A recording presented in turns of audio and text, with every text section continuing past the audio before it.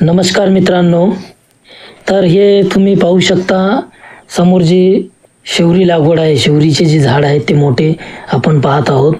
यामध्ये हे झाड वाढल्यामुळे आपण ह्याचे जे फांदे आहेत हे तोडून याचा वापर आपण शेळीला चारा म्हणून ओलं खाद्य, ओला चारा म्हणून आपण करतो. हे आपल्याला माहीत आहे मित्रांनो. तर हे जे आता तोडूनच मला तोडून मी व्हिडिओ करत आहे. मला तोडत असताना म्हणजे जेव्हा झाडाची फांद्या तोडते त्यावेळी व्हिडिओ करायचा होता, पण मी हे तोडून आता शेळीला टाकत आहे. तर हे मोठे झाड झाल्यामुळे आपण याच्या फांद्या तोडून आता सरळ नेऊन शेळीला टाकत आहोत. आता याचा आपण लागवड करतेवेळी पाहिलं होतं की याचा उद्देश आपण ओल्या चाऱ्यासाठी, जे की असे अनेक झाडे लावल्यानंतर आपल्याला त्याचे फांद्या तोडून आपण त्याचा ओला चारा म्हणून वापर करत असतो. ही अशा पद्धतीने हे शेळीला टाकून आपण ते चारा शेळ्या खात असतात, ओला चारा म्हणून. जेवढं मोठंही झालं मित्रांनो, शेंगा लागले तरी शेंगाही शेळ्या खात असतात. पण जेव्हा झाड मध्यम असते तेव्हा ते हिरवं पाला असल्यामुळे आपण त्याला तोडून टाकत असतो.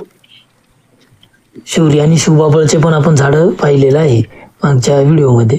आता हे शेवरीचे झाडं आता आपण मध्यम आकाराचे, जास्तही वाढले नव्हते, जास्त वाढलेले ते दुसऱ्या व्हिडिओमध्ये पाहिलेलं आहे, मागच्या व्हिडिओमध्ये. त्या व्हिडिओमधून आपण वरच्या एका भाल्याने एक फाटा तोडून याला आपण टाकलेला आहे. उंच मोठे झाडं झाले. आता हे छोटे झाडं होते ते आपण आणून टाकले. हे इथं पाहू शकता नवीन लागवड केलेली जे झाडं आहेत हे नवीन. आता याला मोठे, याला काही वेळ लागेल. मोठे झाल्यानंतर याचे फांद्या तोडता येईल. हे आता छोटे आहेत, याला जर तोडलं तर याचं झाड होणार नाही. तर ही लागवड केलेली आहे मित्रांनो नवीन. याचे झाडी थोडंसं मोठं झाड झाल्यानंतर आपण याचे फांद्या तोडू, म्हणजे झाड पुन्हा वाढत राहील. मग त्याचे फांद्या पण आपला उपयोगाला येतील. हे अशा पद्धतीने इथं शिवबाबळीचं झाड आहे आणि हे शेवरीचे, अशा पद्धतीचे छोटे छोटे झाडं इथं लावलेले आहेत. तर मित्रांनो, हे छोटे झाडाचे आपण ओला चारा म्हणून शेळीसाठी वापर करत असतो. हे इकडं पण आहेत, इकडं पण आहेत, वेगवेगळ्या पद्धतीने हे लावलेले आहेत आणि पलीकडं पण आहेत. आणि जे रान तयार केलं आहे त्याच्यात पण लावलेलं आहे. ते पण मोठे झाल्यानंतर आपण व्हिडिओमध्ये पाहू. हे मित्रांनो, हे मोठे झाले, असे झाल्यानंतर आपला याचे फांद्या तोडून घेता येईल, जे की आपण आत्ताच तोडलेलं आहे. खाली इथं आपल्याला वन दिसत आहे त्याचे. या सगळ्या गार्डनमध्ये हे दोन आले आहेत, पण त्याची व्यवस्थित दुसरे एकीकडे सुद्धा आपण वेगळ्या पद्धतीने त्याची लागवड केलेली आहे. ते पण झाडं वेगळे आहेत, वेगळ्या रानामध्ये.